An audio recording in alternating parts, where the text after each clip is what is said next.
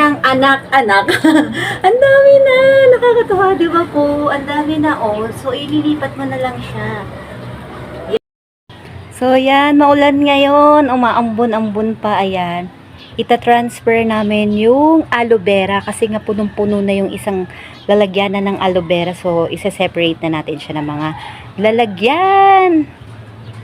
So, yan. Nandito tayo sa ating munting garden na nag-i-start pa lang ang ating gardening. So, nasa likod tayo ng malaking bukid. Kaya, ang sarap din talaga ng simoy ng hangin dito. Ayan, oh. Yung ambience, diba? Ayan.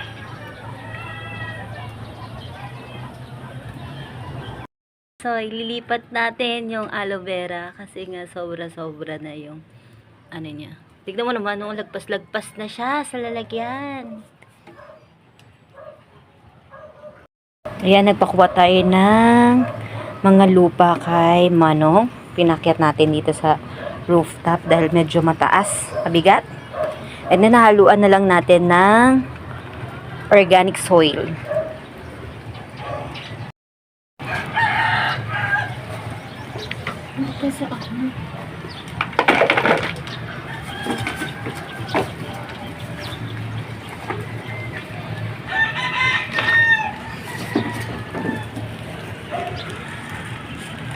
So, yan daw ka-expert talaga sa pagtatanim. Naka-expert siya. Kaya sabi ko kay Mother Earth, sa aking mamsi, siya mag-focus sa tanim. I-help ko lang siya yung mga ideas, panoorin niya sa YouTube channel, and then tinuturuan din kasi sila magtanim before na lolo at lola ko. So, mas may idea si Mother. Ako talaga nakapokus ako sa skincare business. Ito mag-help lang ako kay Mother. Halimbawa, magpapabili siya ng mga buto, mga yan, garden soil, dahil may lugar ako. Yun yung mga napoprovide ko naman. To help. Tapos pag may time, umakit ako dito para din tanim. So, hindi ko po alam kung pwede yan ha, na pagsasamahin. So, mag-comment na lang yung iba kung tama ba yung pinagagawa ko ngayon. Naisip ko lang kasi sobrang lagkit ng ano yung lupa.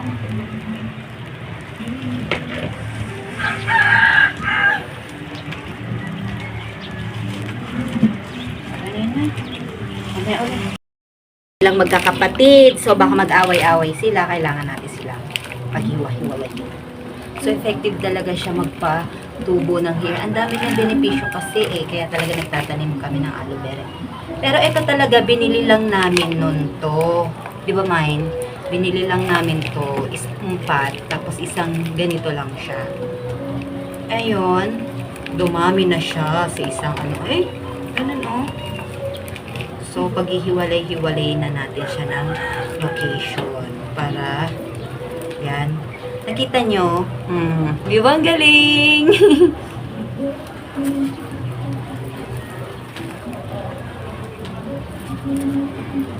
Hindi na siya.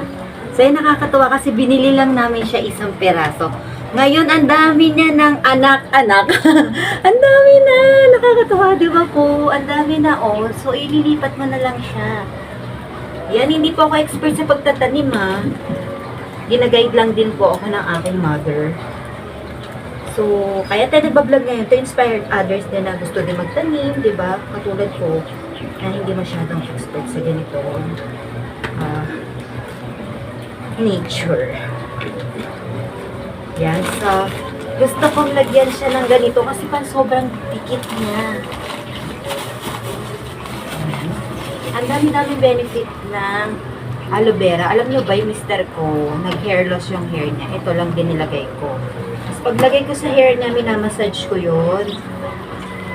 Basta hanggat meron pang buhok yung mister nyo na maliliit, may pag-asa pa yun kasi yung scalp niya hindi pa totally close talaga. So, malay na makahelp nga din to sa hair loss ng inyong partner para hindi sila matuluyang mapanot! Diba? So, yan. Ganito pala yan, yung ano, organic soil. First time ko lang makakita niya, no? Tignan nyo po. Yan. Ang isang sacks, binili ko 50 pesos siya. So, yan. Kasi feeling ko para makahinga din yung halaman. Kasi sobrang lagkit to nakuha ni kuya na lupa, pangtanim, pero parang pangtanim ba to? So, yan, mag-comment kayo pag may idea kayo sa pagtatanim ha, mag-comment kayo. Help nyo ako. So, yan, baka magtatanong kayo, ba't ka pa nag-vlog kung wala din sila matututunan? To inspire you, no? Na magtanim. Ang ganda din naman magtanim. So, mayroon kami mga lalagyanan dun sa kitchen na hindi naman ginagamit. Tapos, madudumi na rin naman. So, dagdag natin siya sa pagtatim. Tama ba yung butas ko? 3 lang nilagay ko. Tama na siguro yan. Kuha ka tayo isa. Nakakatuwa. Ang dami nila. Ang dami. Ha? Ang daming baby. You know? Nakakatawa. Diba? Isa lang binili pero ang dami na. Ang dami na. So,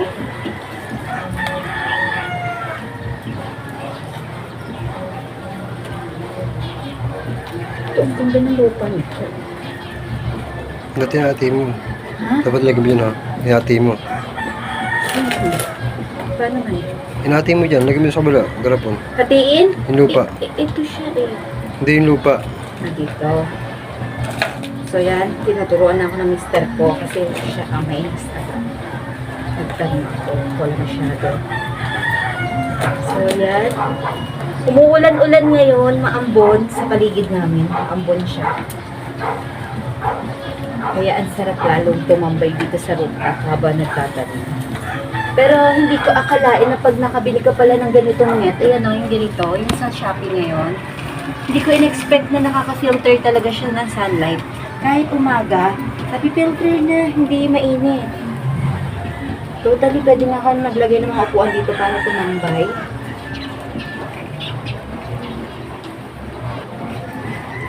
So, yan. Ang lakas ng loob ko ngayon. Puti pa yung t-shirt ko, no? Puti pa yung t-shirt ko, pero nagtanim tayo. Ayan.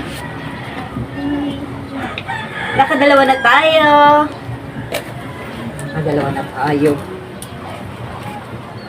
Alam, ang hirap nito. Hanap tayo ng ito, medyo siya. Naku, tuwa mister ko niya. Dami na aloe vera. Diba ang ganda ng niya, kaya siya nabuhay. Ang ganda ng lupa niya compared dito sa isang lupa na nakuha. Malagkit, may idea ba kayo? Ito yung kinuha ng inutusan namin kumuha ng lupa. Ayan o. Ba't ganun siya? So, comment kayo bakit ganun. Bakit ganun yung nakuha niya, Lupa ba to o putik? Putik yata yung nakuha niya. Or kailangan sigurong no? Ang lagkit niya. Hindi siya healthy para Binagalo-halo ko lang po yung natin. Ba to? Lupa ba talaga to? Putik. So, yan.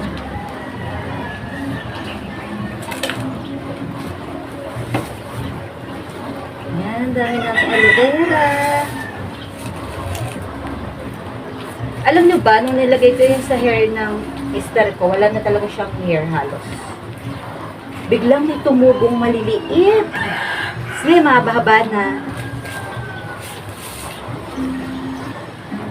Kaya tinuloy-tuloy na namin mag-aloe vera.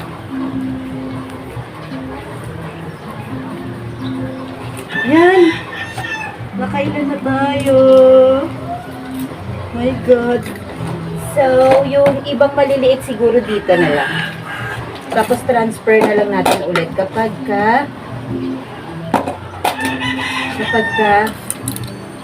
lumaki na.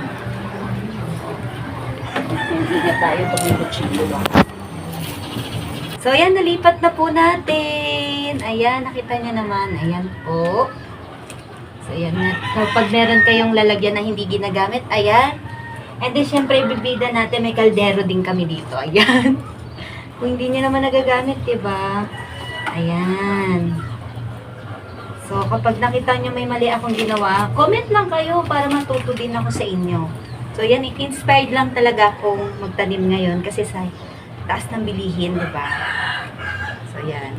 Ang itatanim namin ay mga gulay. Mga gulay. And then, ito, siningit natin yung aloe vera kasi nga ginagamit ng mister ko to. So, yan. Ibablog ko next time kung paano ko napatubo yung hair ng mister ko dahil sa aloe vera. Thank you po!